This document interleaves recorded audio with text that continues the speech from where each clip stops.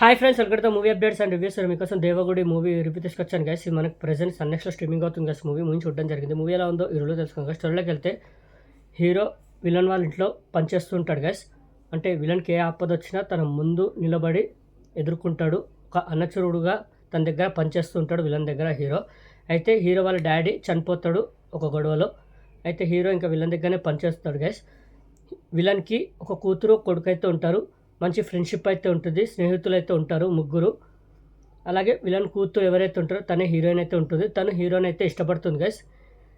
హీరోకి చెప్తుంది, హీరో కూడా ఇష్టపడతాడు. మళ్ళీ దాని తర్వాత ఏం జరిగింది వాళ్ళ లైఫ్లో వాళ్ళు మళ్ళీ ఎలాంటి ప్రాబ్లమ్స్ ఎదుర్కొన్నారు, వాళ్ళ ప్రేమలో సక్సెస్ అయ్యారా లేదా, వాళ్ళ ప్రేమను గెలుచుకున్నారా, మరి క్లైమాక్స్లో ఏం జరిగింది ఏంటి అనేది మీరు మూవీ చూసి తెలుసుకోవాలి గైస్. మూవీ మాత్రం నాకైతే నచ్చలేదు గైస్. మూవీ ఏంటంటే సేమ్ రొటీన్ ఫార్ములా, అసలు కొత్తదనం ఏమీ లేదు. ఎప్పటి నుంచో చూస్తున్న మన యజ్ఞం మూవీ ఏదైతే ఉందో మన గోపిచంద్ గారిది, అదే ఫార్ములా యూజ్ చేస్తారు ఇక్కడ కూడా. మూవీ స్టోరీ లైన్ కొత్తగా ఏం లేదు. దాని ఎగ్జిక్యూషన్ ఏమైనా కొత్తగా ఉందా అంటే, తీసుకెళ్లే విధానం ఏమైనా కొత్తగా ఉందా, స్క్రీన్ ప్లే వైజ్ కానివ్వండి, డైరెక్షన్ వైజ్ కానివ్వండి, ఏమీ లేదు. చాలా రొటీన్ ఫార్ములా, రొటీన్ రొట్ట కొట్టుడు కొట్టారు. మామూలు రాడ్ అనిపించలేదు మూవీ.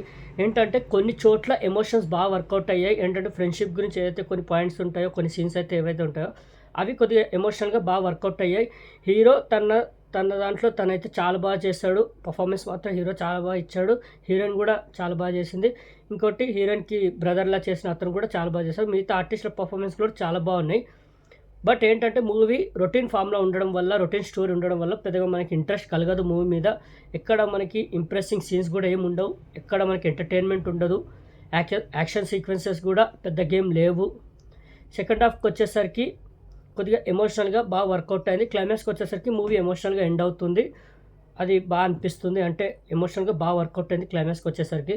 మూవీ ఏంటంటే ఫ్రెండ్షిప్ మీద కొన్ని సీన్స్ ఏవైతే వాళ్ళు రాసుకున్నారో, కొన్ని తీసుకున్నారో అవి బాగా అనిపించాయి. బట్ మూవీ ఓవరాల్ చూసుకుంటే పెద్దగా ఇంప్రెసింగ్ ఏం అనిపించదు కదా. రొటీన్ ఫామ్లా మూవీ అనేది అనిపిస్తుంది. ఎందుకంటే ఎప్పటి నుంచో చూస్తున్నా మనం అదే రొటీన్ ఫామ్లా స్టోరీయే వీళ్ళు ఎంచుకున్నారు. బట్ దాన్ని ఏమైనా బాగా తీసుకున్నారా అంటే, తీసుకెళ్ళే విధానం ఏమైనా బాగుందంటే అది లేదు. చాలా బోరింగ్గా అనిపిస్తుంది మూవీ. ఎక్కడ మనకి ఇంప్రెసింగ్గా అనిపించదు.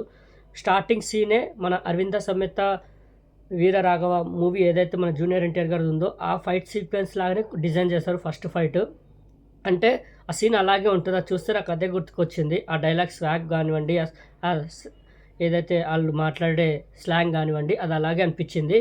ఇంకొన్ని చోట్ల రంగస్థలం వైబ్స్ కూడా కనిపించాయి నాకు. అంటే మిక్సీలో వేసి ప్రతి మూవీ, అంటే కొన్ని మూవీస్ని మిక్సీలో వేసి గ్రైండ్ చేస్తున్నట్టు అనిపించింది మూవీని చూస్తే.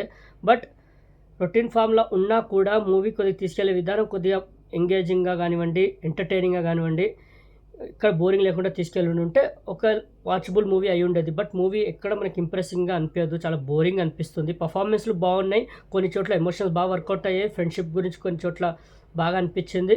ఆ ఎమోషన్ బాగా వర్కౌట్ అయింది. క్లైమాక్స్కి వచ్చేసరికి మూవీ కూడా ఎమోషనల్గా ఎండ్ అవుతుంది. క్లైమాక్స్ సూపర్ అనిపిస్తుంది. మూవీ ఓవరాల్ చూసుకుంటే పెద్ద ఇంప్రెసింగ్ ఏమనిపించదు కదా. నాకైతే నచ్చలేదు మూవీ. నేనైతే రికమెండ్ చేయను, చూడొద్దని చెప్తాను. ఓకే, ఈ మూవీకి నేచర్ రేటింగ్ అయితే 5కి 1.75 గైస్.